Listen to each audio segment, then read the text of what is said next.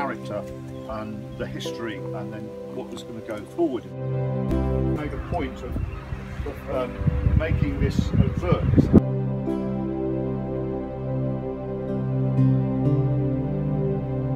For the larger quarries.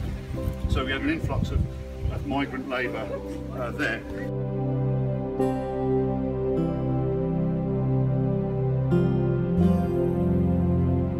I had a good education, me. I went to the Vale School for Boys until I was 12.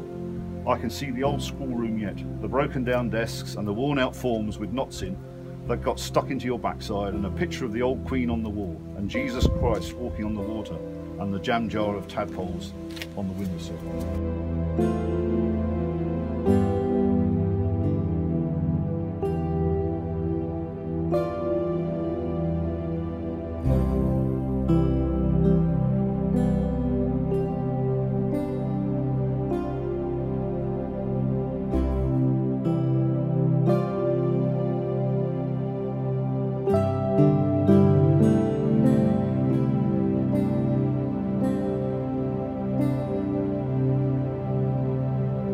1998, that structure's there.